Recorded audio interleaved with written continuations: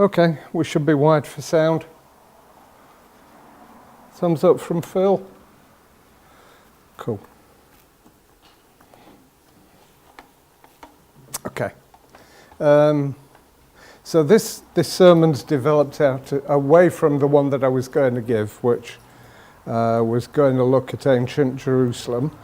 During the week, I got an email from my Hebrew Bible Studies course tutors that was about prayer. So I thought, okay, let's share some of it with you. And so this was the starting point, and it developed alongside further research that I did from that. Oh, I've got a mouse, it makes it easier. Also, during this week, there was a feature came up on MSN called Signs You're Sabotaging Your Relationship and How to Stop. Bear in mind, this is totally secular. So forgive me, Gary, this is a bit of the world that I'm bringing in. It had a number of points about how, as humans, we can self-sabotage our relationships with spouse, partner, and I would add, God.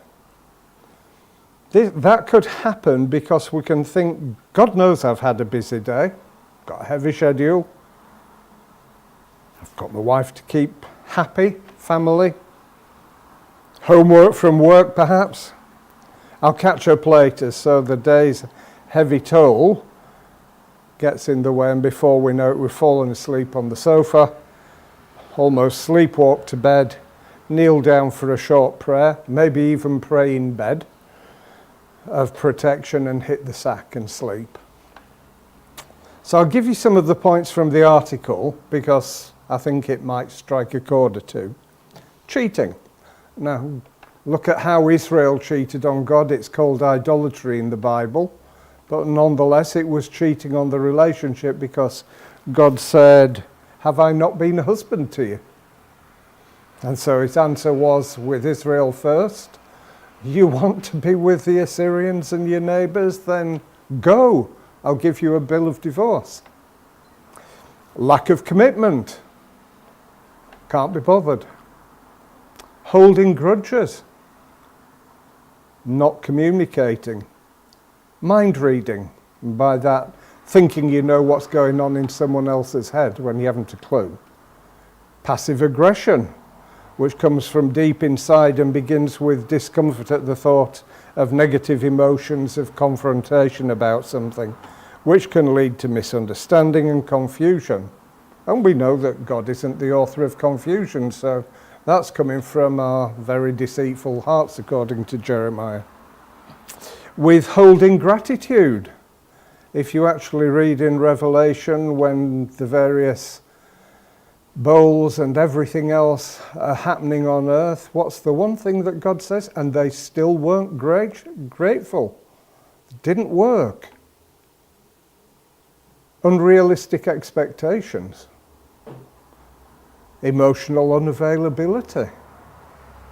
Closely linked with disrespectful behaviour, constant negativity, lack of trust, someone always being right, which will always lead to loneliness, avoiding intimacy, talking often about past relationships, feeling unworthy, lack of romance. After bad experiences, feeling comfortable when things are going well. How many times do we think, uh-oh, this is going to repeat itself? And because we're already thinking that, it becomes, in the words of whoever said it, a self-fulfilling prophecy. Feeling of not deserving your partner. Pretending to be someone we're not. Lack of quality time with your partner. Focusing on their imperfections. Difficulty expressing your needs. Walking away because it's easy. Life and relationships are not easy. Putting energy into everything except your relationship. That again can fall into biblical idolatry. Undervaluing the other person. Question, We don't see God. Nobody's seen God in our lifetimes. How are you going to rattle around that one? Not keeping small promises. Not even talking about the big ones. Using the silent treatment. That could be a day without prayer or study. What causes self-sabotaging behaviour in relationships? There isn't a single universal cause when it comes to it. However, learned behaviours, attachment style or past experiences are factors that tend to club together to bring it about.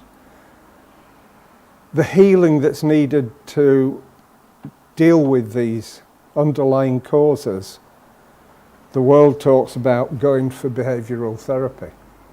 And that isn't a bad thing. I mean, if it's your marriage, you would go to a behavioural therapist or a marriage therapist. And there are plenty around, and they look at things more carefully these days. But you know, we have access to the one that God himself calls the wonderful counsellor. And so we should make better use of our time to access that wonderful counsellor, whether reading his book for mankind or in prayer. Today I'm considering prayer. Could we have those issues that I've just said, which are, as I said at the outset, secular, with Christ and with God? How often, in terms of our thoughts and actions, do we fall short in those ways? After all, Christ is meant to be future husband. And indeed, look at what God himself said about Israel. Have I not been a husband to you? It isn't as though that's some new phenomenon. So if we like it with our spouse and family, how are we going to have a right relationship with God? And it might be that we didn't have a good family relationship. And that flavours how we are with relationships with other people.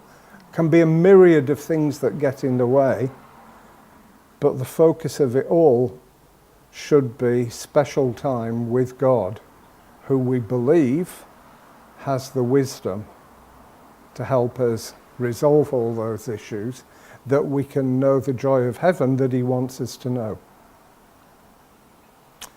So prayer, intimate prayer. You know, it's one thing to say, God knows what I need before I know. Well, that's how far ahead of it he is.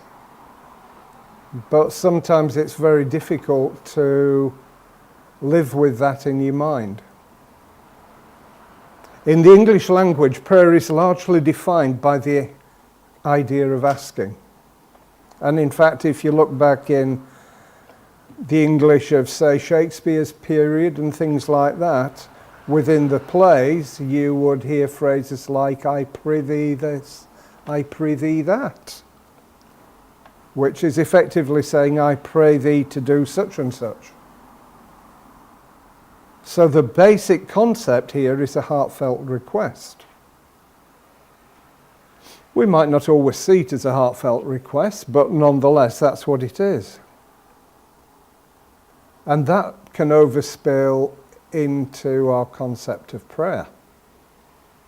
But the Bible isn't an English language book. And the English that Shakespeare used only began to develop in the 1300s. The Bible is written 4,000 years in advance of that, in a language that none of us speak. How do we bridge that gap? So the biblical Hebrew Jewish concept of prayer is defined by the Hebrew word tefillah. It can be T-F-I-L-A-H, it can be T-F-I-L-L-A-H, you name it. As with all early spellings, there can be a myriad of ways that it's spelled. So what is it? What did it mean 3,000-4,000 years ago? 2,000 years ago? Before everything went through conversion into Latin and then back into what became known as English. This wonderful West Germanic dialect that we speak. Is it important? Why don't we talk about it? Question. Do we reject thinking about, say, this word tefillah because it's Hebrew? Surely Hebrew is just Jewish. Is it for the Jews only? They would say their understanding is greater. And yet we've got someone who gives us access to the Most High by his blood. So we should have that same understanding. It should be part of our life. God forbid that last understanding that it's only for the Jews, and as Christians we shouldn't, because that's straight out of Constantine's rule book at Nicaea. Don't Judaize. And Rome's attitude ever since. It's unbiblical. So if we've not heard the word, how can we think about the word? If we just read the Bible in English and don't use Strong's or some other lexicon, and it's easy to do if you're using an online Bible that's got the Strong's numbers written into it, do we not study? Do we not think to look at the original is important and the variety of meanings that there are attached to the original word? Different approach to Bible study. There's a definition, here's a definition of the complex thought behind tefillah. We're talking relationships, if you remember. There are different types of communicative relationship with God. Give a poor outline, but it's a very good outline in some respects. Think of how Prince Philip or Prince Charles, Andrew, Edward, Princess Anne addressed the mother. How they addressed her formally in public sessions, in court meetings, if there were dinners with people from around the world, and people like Pastor George who were there as representative of Jamaica, or privately, where even privately they had to remember she could answer as Elizabeth the mother, but whatever her answer was also going to be Elizabeth the Queen. And I once lived on a place that was owned by a member of the nobility. And fine, she could be Margaret, she could be Lady A, but you cross that fine line and she was Lady Armitage, and boy did you know it. She could pull it in very quickly. So, as you know, this week I've lost a very close friend because of a car accident in which her husband survived, and my coping systems were totally maxed out. I then had news that another close friend was starting chemo again, and that makes 34 years of having chemo on and off, and he's having a new form of chemotherapy where they will take T cells out of his blood, process them in the laboratory for a month, and then inject them back in with all the risks that go with that. And when I got down here today, I just checked text messages and got the knowledge from a relative in Australia that his dad had died this week. So it's been one of those weeks for me. It's been a bit of a roller coaster. And sometimes the tears were the words that I didn't have. It's a silent prayer. But what I want to do is open up to us some highlights into this subject. So let me take you on as it is, as I'm saying, an imaginary path. But just imagine that Christ materialized in this room now, this afternoon. How would you address him? How would you behave? Give it some thought, because that should be the foundation of how we pray. And bearing in mind that the Father is greater than him, then we should have that higher level of respect. The last time we were in here, if memory serves me correctly, was Passover. Think of how we spent quite a bit of time before the service began contemplating the mindset that we needed for that service. Romans 8:38, we've heard.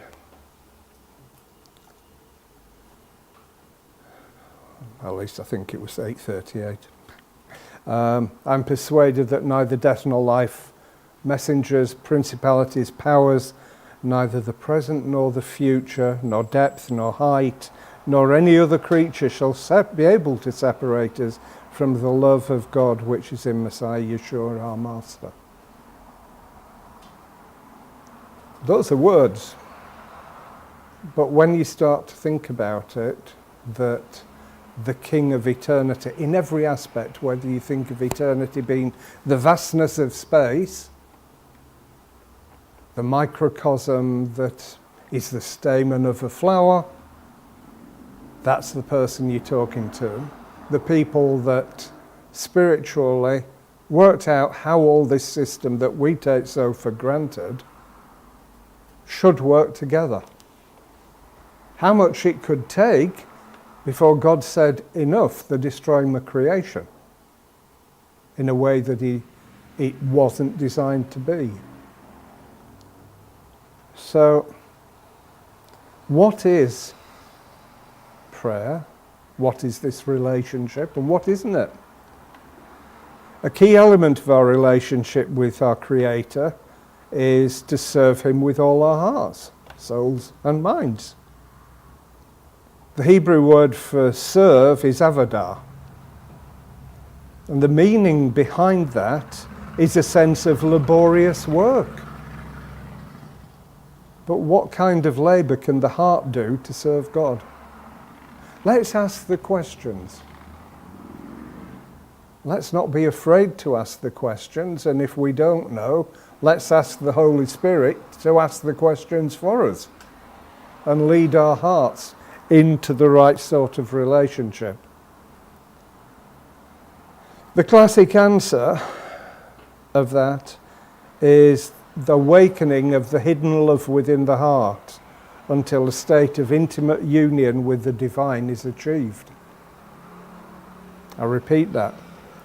A labour of awakening the hidden love within the heart until a state of intimate union with the divine is achieved. That's why the common translation of the word as prayer is horribly inaccurate. Prayer implies two distinct entities, an inferior one making a request of a superior one. But there's another Hebrew word for this, it's called bakasha. Similarly, worship has a word, shavach. But tefillah includes both those elements, but is itself neither of them.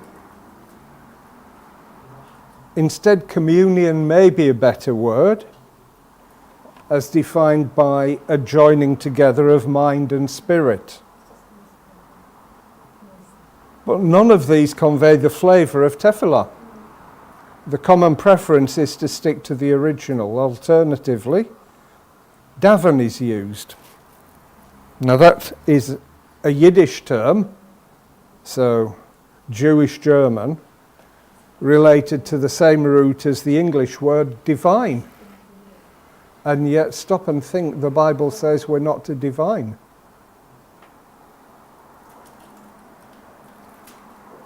So we have this word davening in English, or Yinglish if you want to put it into its Yiddish perspective. Recently we've had many sermons talking about putting on divine nature. Davening. If you see people, Jewish people normally, stood at the Western Wall and they're doing this, and you sort of think, what's going on? But that's davening. It's how they've been taught to pray by their teachers. But they also, if you think, they have the straps that go around the arm, usually the weaker arm, and the box up there. Read the New Testament, you find Christ doesn't judge them for that, nor condemn them. The condemnation, or the judgment, if you like, is that they've increased the size of the boxes, which is effectively showing off. That's what he was getting at. So putting on those tefillin, which is what they're called, so you can see linked with tefillah, and they do have scriptures within the chambers that they're using. To a Jewish person, that is them taking a physical, tangible way of binding on their hearts, minds, and soul the commandments and statutes of God. To focus the mind, body, and inner man on God before they even start praying. It may well have come out of a pagan practice, but here isn't the time to explore that. But it's still there. There's another aspect, and that's the fitting of the tefillin. The leather straps and boxes, they're fitting on two important points of the human body. The frontal cortex, where all of your cognitive thinking is done, puts a block on the prefrontal cortex, and the box up there has a letter shin on it, which is the royal crown.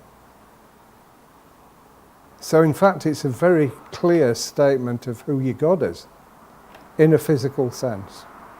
But that's the thought process behind it. There's a photography process called Kirlian photography that shows when a human being puts tefillin on, the aura of the person that can be photographed changes colour. And I've left that book there with examples of that in. Anytime you want to share whatever's in your heart with your Creator, whether it's praising, blessing, complaining, requesting, you're davening. So we do have something in common with our Jewish people. We just don't use the Hebrew words that they use. It can happen at any time or any place.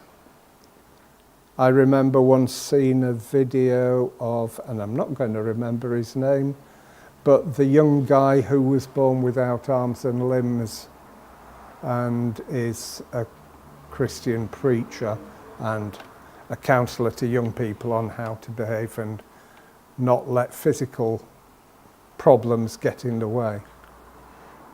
And I remember this particular instance, there was a problem with the flight and they had another connecting flight beyond. So in the middle of the airport, he got down on, yes, what would be his knees if he'd got legs, and prayed in the middle of the airport for everyone to see. He wasn't bothered about it, he wasn't ashamed. Had a problem needed resolving, it needed a higher power than any of the people that were with him could provide. Everything worked out.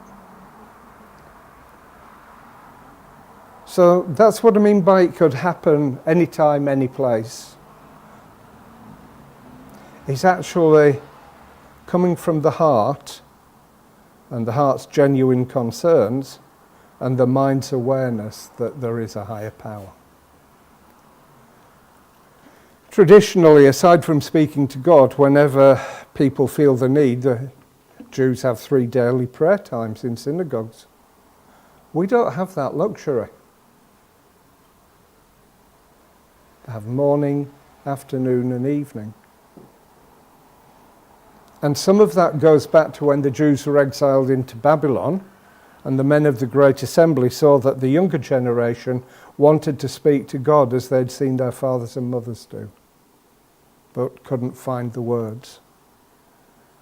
So they institutionalized this praising, blessing, fetching, felling, requesting to a formal liturgy. To some extent it appears in even the Church of England liturgy, but it's more noticeable in the Jewish one. And that the morning service, and bear in mind many Jewish people, because they live in the close community to the synagogue as they do in Radlett, that service can be from 40 to 90 minutes every day before you start work. We have no concept of that. But we should, because the head of our day should be him. And the idea behind that service is that it carries you up, it lifts you up the ladder of prayer to a state of awe and love-inspired, mind-centered things towards God. It's the labour of kavanah, another Hebrew word, focusing of the mind, the heart and the soul on the words you're saying, and most of all on the higher presence which those words address. So just as we thought long and hard at the Passover service, so we need to think long and hard about our prayers. And it can cover our most intimate concerns, because God, who knows how many hairs you've got on your head, is concerned about your intimate concerns for all of us. It's what makes him God, it's what makes him a father. And he is able to feed us with that wisdom spiritually. We don't have the study house, if you like. You know, it would be nice, wouldn't it, if we lived near St Albans, for example, and this wasn't a Seventh-day Adventist place, but it was something that we had enough brethren that this was our place, that we could invite people to, that we could come to in the morning and not have to travel 30, 50, 60 miles to get here. Those distances which break the Sabbath day's journey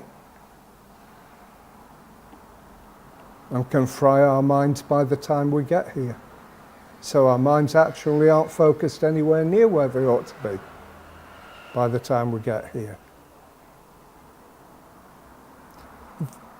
We might see them as weird things, then, you know, come on, we've all seen at Radlett the people coming out of the synagogue and going home for the rest of the day. We don't have that privilege. But have you ever considered that not having those things causes an identity issue for us? We know we're grafted into the true vine through Christ's blood, and as such are Abraham's seed. To the Jews, being a child of Abraham, putting aside for the moment what Christ said when they said, we've got Abraham as our father, putting that to one side, we're supposed to see it through those eyes. We're supposed to be, as the Bible explains, Jews inwardly, not physically. And therefore we should have that same longing, that same desire for praise and worship. We sing, and in fact on the announcements, what does it say? Enter his gates with praise. You can't commune with someone you don't know. It's interesting, the church used to, and probably still does, say, how can two walk together if they're not agreed? The Hebrew doesn't say that. The Hebrew says, how can two people walk together if they don't meet? Far more practical, because you can talk along the way. You can argue with each other along the way. There's nothing wrong in it. You can say, no, I understand it this way. No, I understand it that way. Let's thrash it out. That's actually getting involved.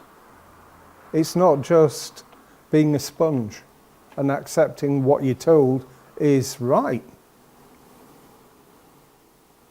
I'm happy for you guys to challenge me.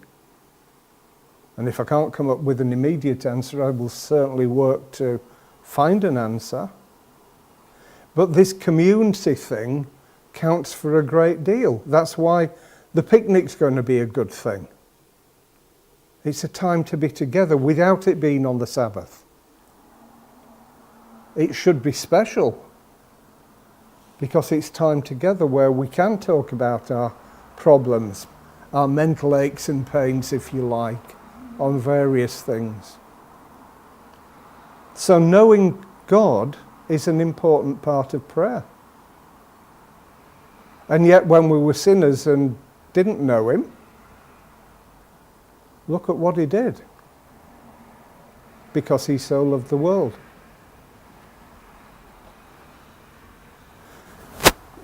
The Talmudics, and I'll call them that, rather than just Jewish people, they've got in their code of conduct that they should meditate an hour before they even start praying. Pondering the greatness of God and the smallness of us. Gary knows this, I'm reading a book at the moment that's called Two Powers in Heaven. And it's looking at the rabbinic ideas behind there being Christ, the Logos that helped in the creation process. Did the work, if you like. It's an interesting read because it's helping me understand how the Jews think and how they teach the family and why they see the New Testament as heresy. But they're taking everything that they see from the Old. And the very scriptures that they cite for the oneness of God, and we've got it in booklets that we've got, they're also the very ones that show you the duality, if you like, that Christ is there and how it's answered and dealt with. So Romans 12:1, we're not to be conformed to the world or anything else, and for the gifts of grace that we've been given, not to think more highly of ourselves than we ought to do. Because at the end of the day, the measure of belief that we've got is a belief that's been given to us by God. So, thinking before praying. The Jews, obviously, because they've got an answer for most things, have a set of laws, rules, community teaching on how you do that process. But it's not done to control people, it's done to say, if you follow these steps, you'll have your mind in the right place. We can do this. We do perhaps in silent prayer, or what we would call praying in the Spirit. But as a general rule, look at what we use for our prayers.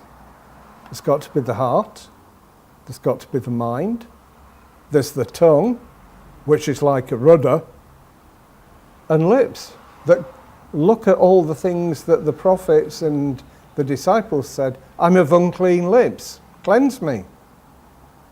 Rules still apply to us. But speaking the words helps focus our attention. A human being is a speaking being.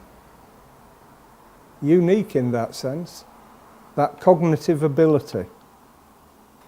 Tefillah brings the speakingness of that being closer to God. So by speaking and having words of holiness and righteousness, and his words draws us closer. We sing it in the hymns that we sing, because they're based on the Psalms. We don't see singing the Psalms as worthless, vain repetition. They're not. We use them regularly. Nor does using the words that were given, nor is it counted as vain repetition. So if we lift up our hearts and minds, but leave behind our words, we've left behind ourselves. We're not part of the prayer. We're using vain repetition, empty repetition. It has to be total commitment.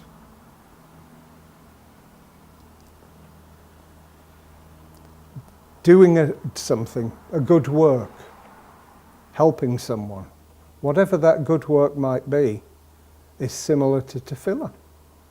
Because you've got to love your neighbour as yourself to even consider doing it. So good deeds, good actions can form part of it. Realising the ability to do that good deed and that good action comes from God. It's a gift. It's a gift, as he says, he doesn't give as the world gives. But we need to recognise that as well. So if you think that the Torah is given to Moses, and the laws, mitzvot if you like, the things to do, because it's full of do this and don't do that, is from the top down. But tefillah, our part in that, is from the bottom up. And that's the relationship. It's what it is in a good family between parents and children, and as that grows and develops from children to parents. And parents carry an awful lot of responsibility and everything else during that growth period. And we're told to be as little children. Because if we don't have that little children mindset, we won't enter the kingdom of heaven. Now, God also gave us free-thinking brains. We're not the result of a computer program. We're not chatbots. We contribute our own ingenuity and creativity. Study of Torah, the law, the testimonies, is the study of God's wisdom. Proverbs 9 tells us about wisdom being brought forth from God. First of everything. So how do we know God and his heart and his thoughts and his mindset? We need to read the laws. But the trouble is, when we see that word law, we think, uh-oh, that was for Israel in the wilderness. The interesting thing is, for the little of Hebrew that I have an understanding of, or making a different choice of the Bible translation that I've got, that mirrors more of the Hebrew than what you get from King James English, that in fact it's very kindly written in Hebrew. So in the Ten Commandments, instead of thou shalt not, it says you do not. Now you might say there's not much difference in them. But you take a thou shalt not to your children, or use it on staff at work, you'll soon come unstuck. If you take an approach is, don't do this, don't do that. Here are the reasons, which quite often you'll find the reasons. You will get through to someone because you've taken a compassionate view of the situation. And this concept of mitzvot, the laws, the testimonies, that's his will. His will for goodness in your life. His will for you to understand how your Father thinks. Not to pre-program you, but so that by thinking about it, you will learn more about who God is, how he thinks, what winds him up, what angers him, what drives him to jealousy. Back to the scenario with the princes and the late queen. I'm sure they knew how to wind her up. And I'm sure she knew how to slap them down. And she was a worldly person. So it's about, the mitzvah is the doing. We often speak of Hebrew being a doing language. Now that's also down to the way the sentences are structured. But generally, mitzvah is action, doing it. Torah is speech, because you teach it, you speak it.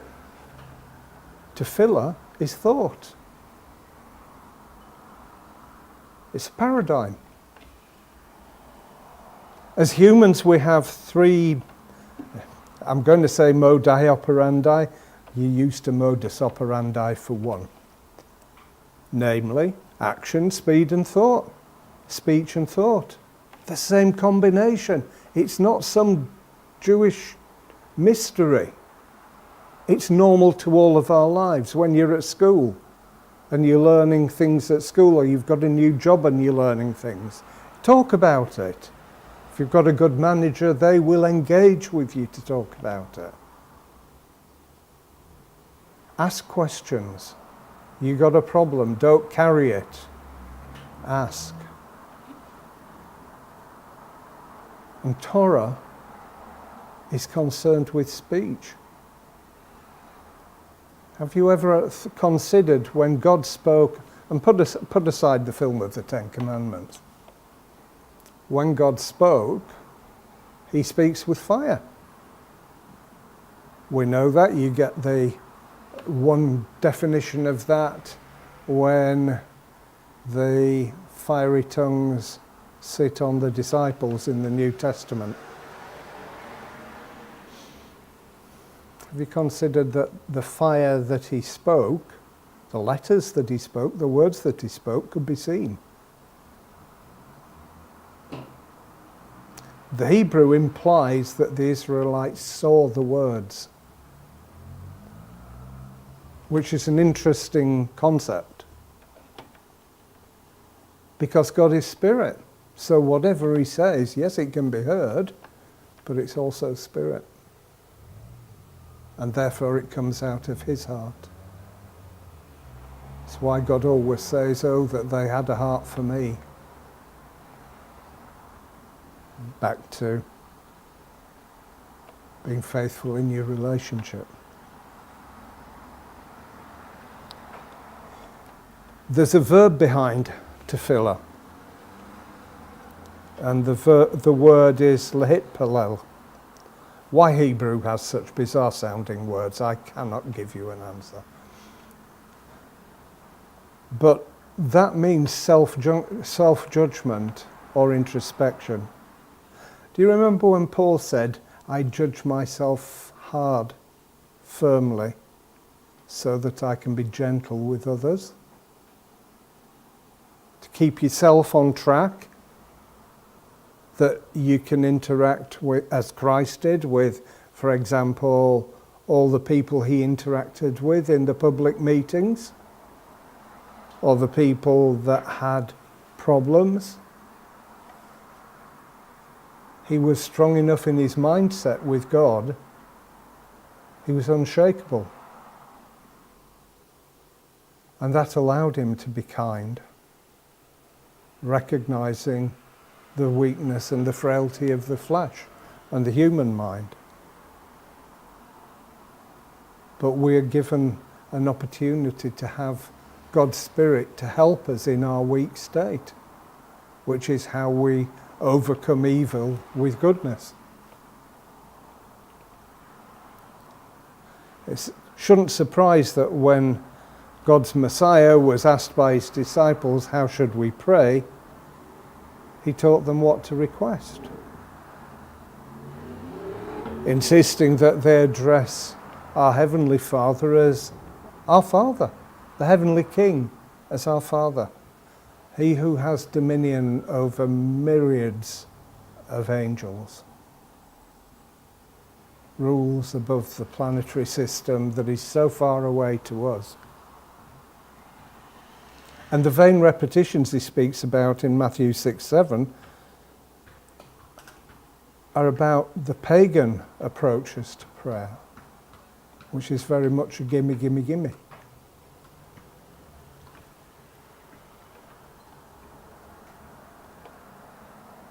In Isaiah we find, in the Hebrew version of Isaiah, in Isaiah 56 verse 7, we see a curious text. It's badly translated in the English.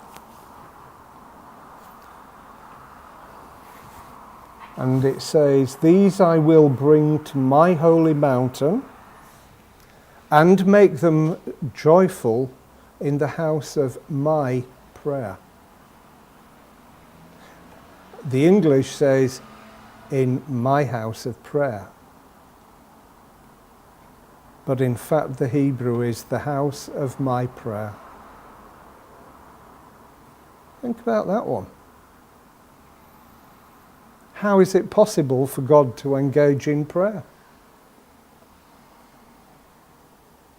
And yet at times, you know he's praying because he says, I've been saying to myself, what am I going to do with this situation? Can't carry on as it is. We know he consults with some of the angelic realm in his courts. We see that with Ahab and when God's trying to work out the best way of dealing with the situation. He took counsel. And one of the angels came up with a solution that God was happy to work with.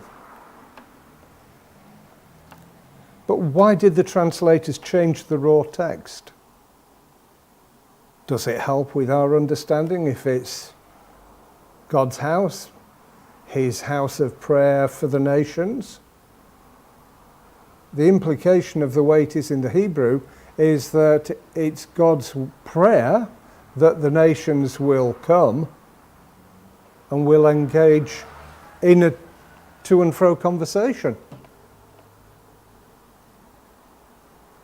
And the answer really is in the understanding that Hebrew prayer is not only a request-making session, it's a communal bonding between God and his child.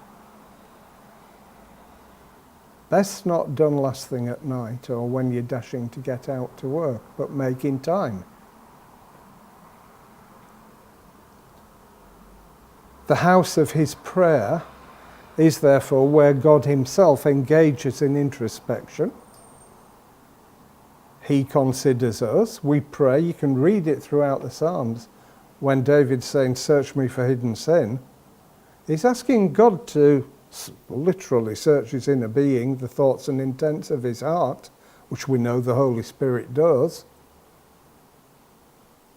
and to remove from him anything that isn't eternal. That's asking God to consider his past, his present, and his future, but leaving that in God's hands to direct. Recognizing that we don't have the capacity to think our own way through everything. And if we do, it's going to be riddled with human aspects.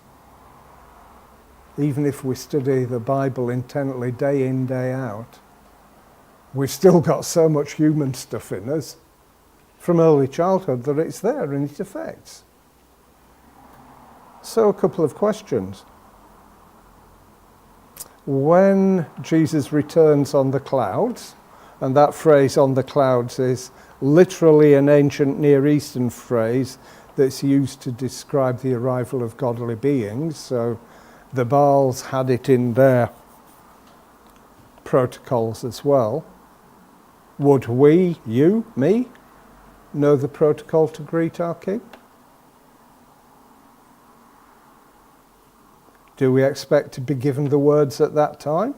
Or are we expected to study to find ourselves approved? There is an approval factor in this. Does the Bible contain protocols? And do we know how to honour Yehovah, the Father, right now? And we've heard a lot of messages recently about fearful reverential worship of the Father. But maybe we are not as aware of his awesome majesty as we should be. Maybe the here and now is more real to us than he is. And how do we correct it? That's not me standing here and pontificating, trying to judge you guys, because whatever word comes out of my mouth, let's put it that way, if I do that, how many fingers are pointing back at me? It's not that sort of message, but it is, how do we do it? How do we encourage each other to do it? How do we communicate using words, heart, soul, mind, tongue, lips, to encourage one another, which is the whole purpose of the assemblies.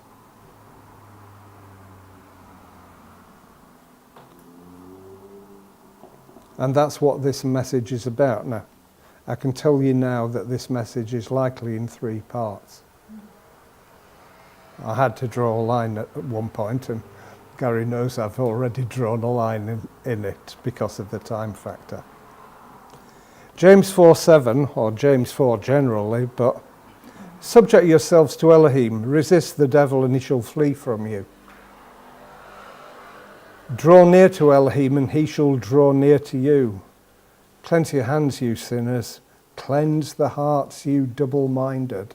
It's back to that thing of being single-minded, single-focused, which is very difficult in a world that has no knowledge, no interest of any knowledge of God. Lament and mourn and weep. Let your laughter be turned to mourning and your joy to dejection. Humble yourselves in the sight of the Master, and he will lift you up.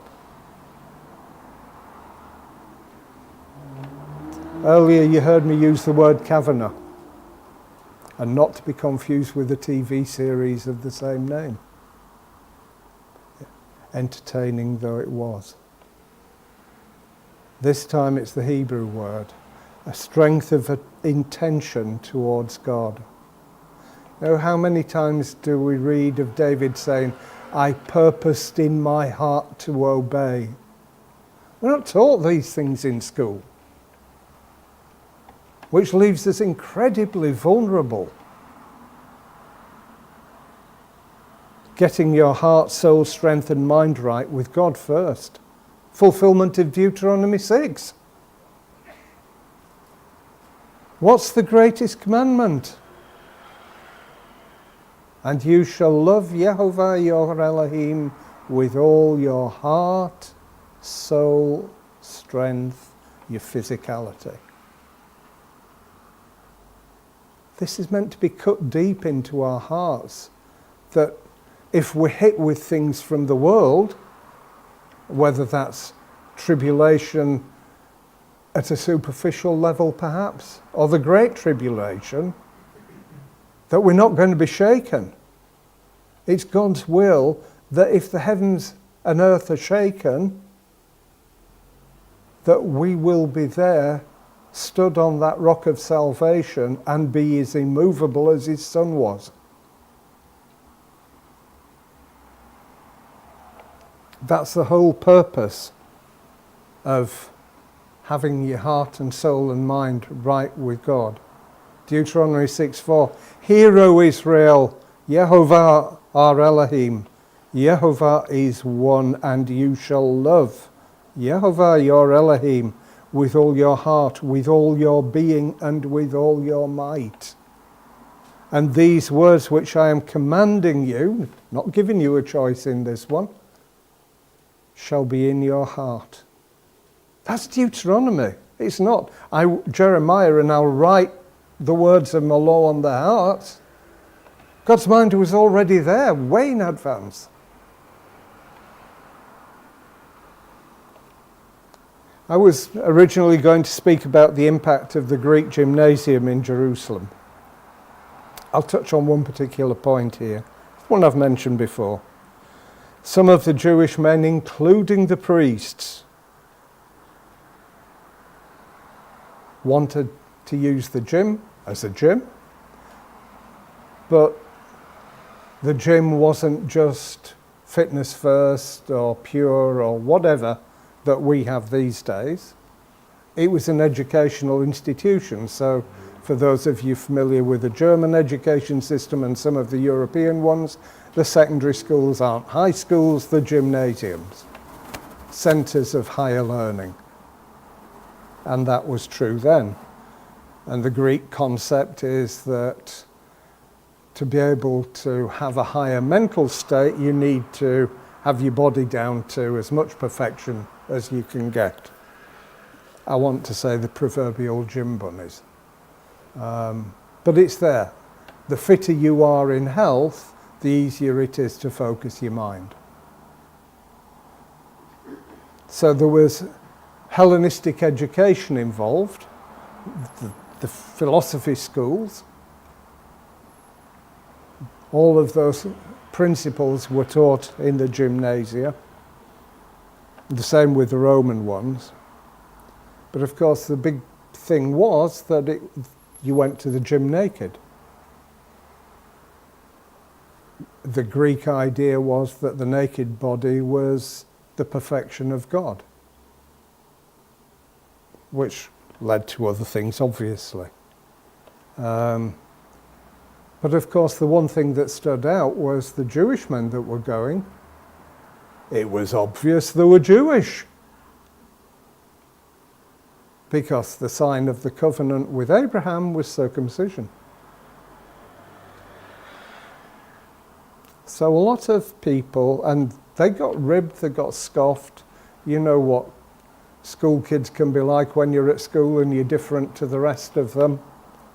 No different in the gym. Probably not really these days either.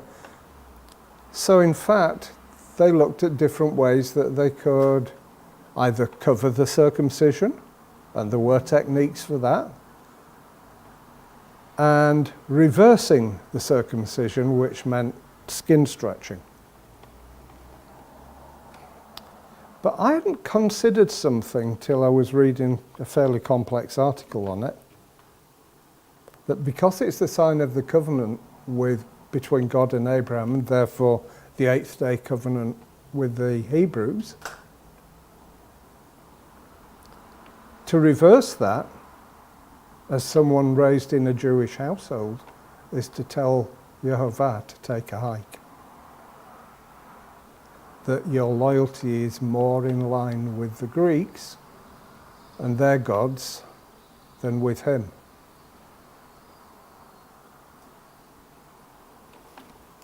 Covenant. We've been hearing Gary's spoken about covenants recently as well, and I gave a sermon, at least one last year, where I looked at the blood, salt and threshold covenants, but only very superficially. So apologies for not taking that further, because I said I would. Can you imagine, for the sake of going to the gym, you'll break your covenant, rip it to shreds with God? It doesn't bear thinking about. So what got into them?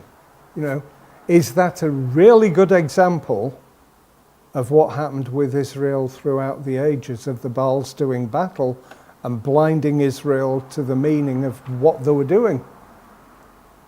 And that would drive God to absolute jealousy and cause his wrath to fall. Satan knew what he was doing. That's how intense that battle over us is, and how much we need to be trained in the ways of God to fight that battle. And we as human beings struggle to fight spirit beings because they're smarter than we are. So in fact, it's crying out to God when we're in distress and asking him to step in to drive out whatever is causing the problem, to heal whatever's been damaged with what they've done, and to seal and protect us so that doesn't become the same repeating problem. So this intensity of words with God. Maimonides, a medieval rabbi who lived in Cordoba in Spain, said, prayer without kavana is no prayer at all. He who has prayed without kavana ought to pray once more. He whose thoughts are wandering or are occupied with other things need not pray until he's recovered his mental composure. Hence, on returning from a journey, so bear in mind we're looking at the 1100s at this point, no cars, no planes, no bikes.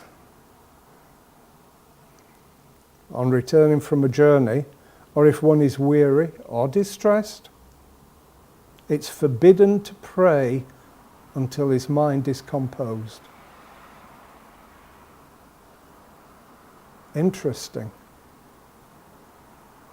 Self-discipline, something Paul has a lot to say about. And those are the things that fall into his category of saying, what's the Jew got above all others? Because the mind thinks that way. It's been taught to think that way from childhood. The sages said that upon returning from a journey, one should wait 3 days until the man is rested and his mind is calm. Then he prays. Different concept, isn't it? And yet, how often we do come here, it's the only way that we can have our services together. But dealing with cars on the motorway, accidents, whatever we have to encounter, messes with our heads. We can't leave it 3 days. Because we're told to assemble together and not to forget about assembling together. But consider the words, consider what he's trying to get across in terms of thought. You know, we do ask God's protection and for him to be with us when we're driving. And maybe that's truly what keeps us in a calmer state than a lot of other people on the road. The Sabbath is a day of rest, not a day of mental juggling. Do we lose out on some blessings because of the way that things are? I'm not talking about CGI here. You know,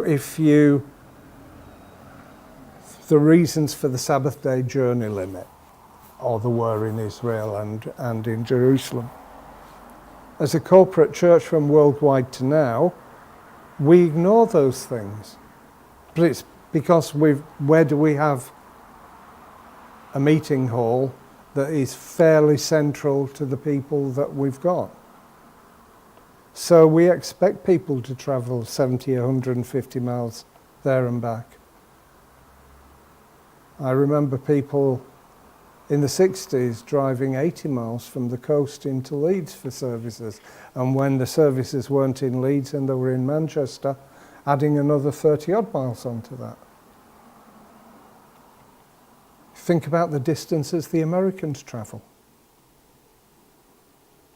What state, where is the mind pre-Sabbath service?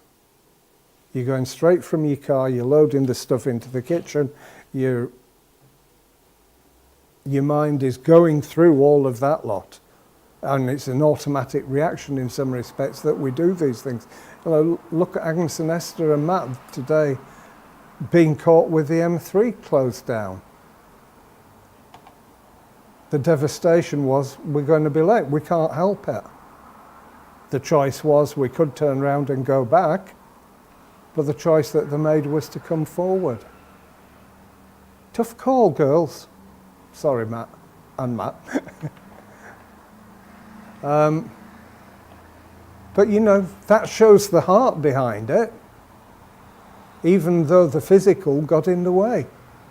But how much better would it have been if you didn't have any of that? You'd be in a happier state. And you can't change it. It's what it is. So we live with that, and it's a concern of our hearts, so we should pray to God about it. How can you help us, because we can't see a way through this? You can, because we don't have a congregation that lives together.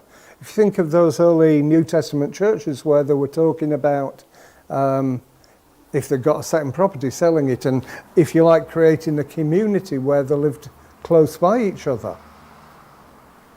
It's a very different situation to what we have across us here. What have we got? Probably 70, 80 miles between where Pastor lives and where you ladies live. It's a big distance. And yes, we might have technology that can make it easier for getting in contact and checking up on each other. It's not the same as being here. If your neighbours were all believers, what a difference it would be. And that's another advantage that the Jews have. They've got the communities. They've got the butchers, the bakers, the candlestick makers. It's like Anatevka. It might have been rough and ready, and I'm not saying the Jewish community lives in a rough and ready community. Look at the ones that live in Radlett. It bears no resemblance to Anatevka. But nonetheless, they have that community ideal and spirit. And we've always had to travel miles as the churches of God to get anywhere close to that. And that also can play havoc with our identities. So we do need God's help. So again, prayer without intention of heart is like a body without a soul, without the inner man, without the breath of life. Intention. The very essence of God that we have in us as living creatures. If we're tired, burned out, go to our rooms to pray. No thought or preparation. And sometimes we can be that burnt out, we can be that frustrated. All you want to do is get on your knees and cry. Now that can say an awful lot to God, and remember, He does promise to keep our tears. And what a blessing that is. But we forget those scriptures at times, and we need to remember them more. So, in thinking about preparedness, and again, Pastor Gary has been talking about preparedness, let's put yourself into this scenario. Imagine you've been invited or called to an appointment with the physical King of England. Do you think you'd just turn up after your journey, arrive, dash in past security and past the guards, have the meeting?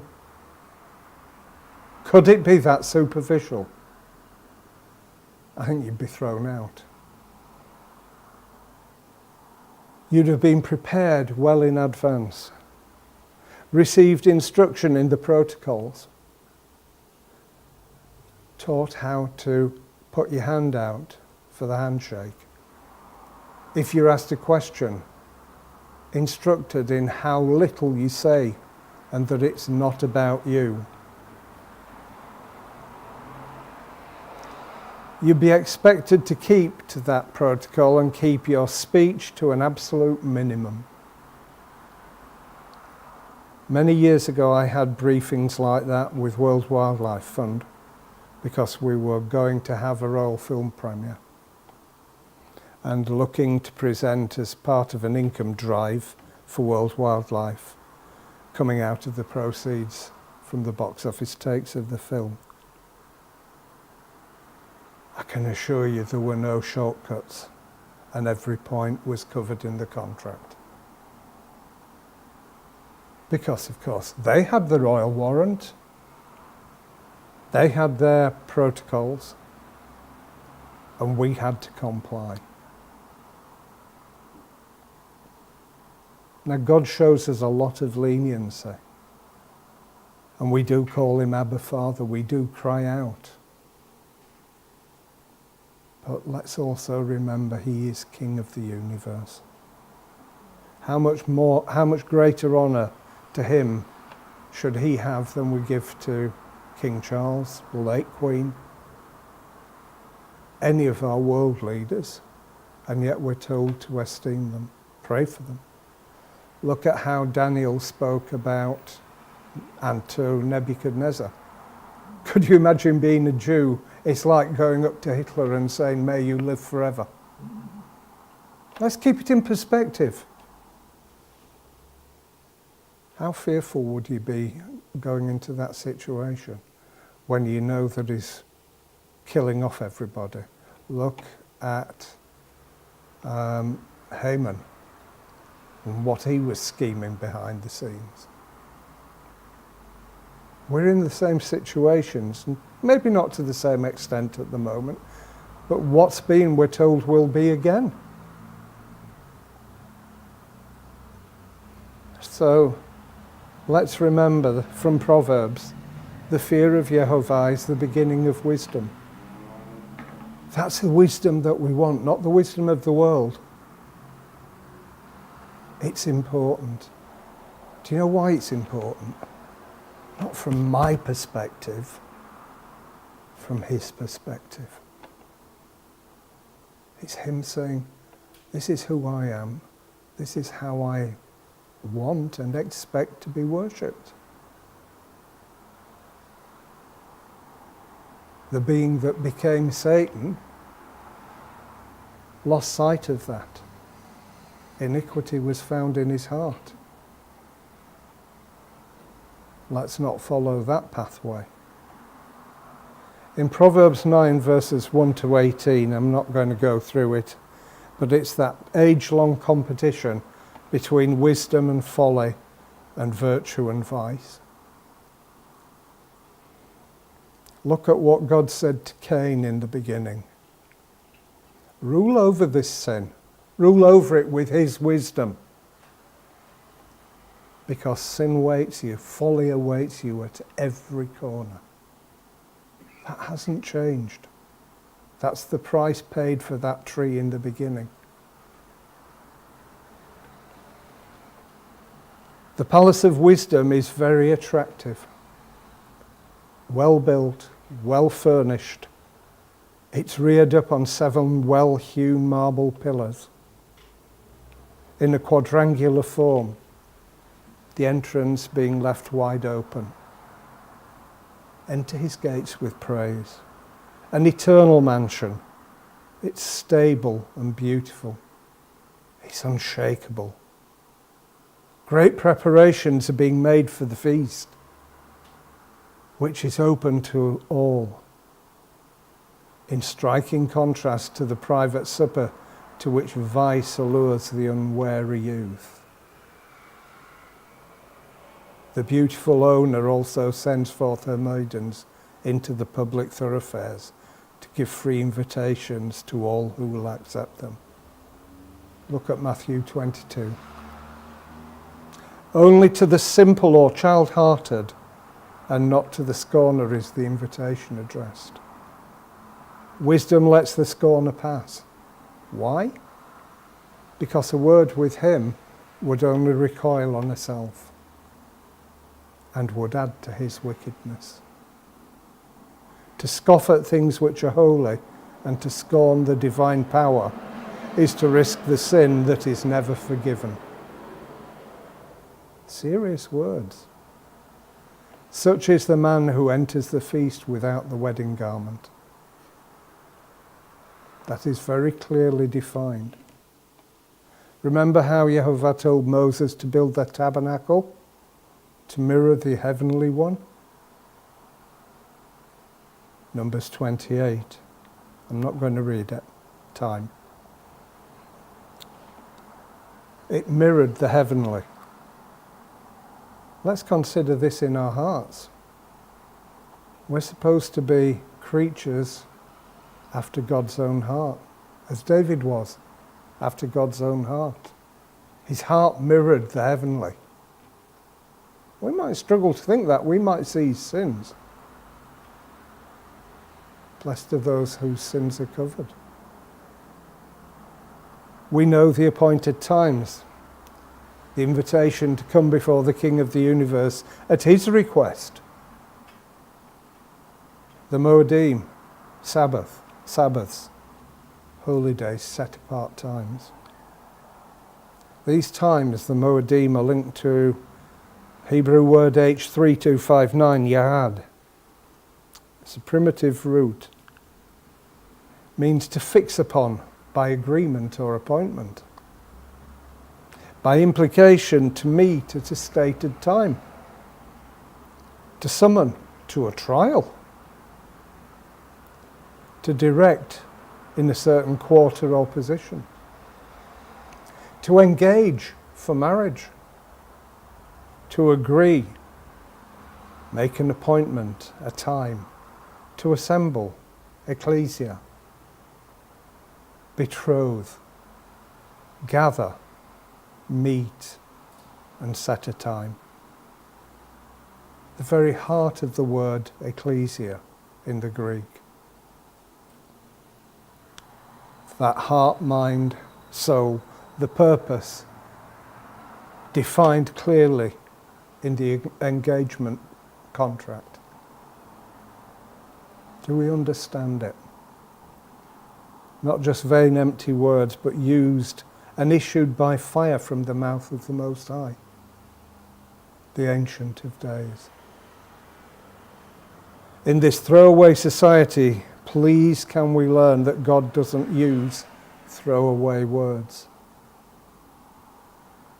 Remember that scripture in Matthew 12:37? For by your words you shall be declared righteous, and by your words you shall be declared unrighteous. Our God and his anointed are righteous. That is the definition of righteousness. We address him as righteous God from foes defend me. As in Psalm 18:48, 18:17, 121:7, 59:1 and many other places. But it's conditional upon our righteous lives and behaviour. Think about the warning Christ gave, Matthew 5:20. For I say to you that unless your righteousness exceeds that of the scribes and Pharisees, you shall by no means enter into the reign of the heavens. And we should tremble when under the law, God says with Paul, using Paul and quoting various psalms. What then? Are we better than they? Paul speaking to a congregation, an assembly. Not at all. For we've previously accused both Jew and Gentile that they are all under sin. To this day we still do it. The unrighteous Jews, the unconverted Jews, and the Jews the same about the heretical Christians.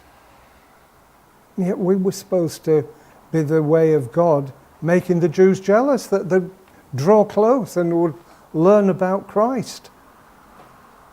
So Romans 3:9 was that. 10, there is none righteous, no, not one.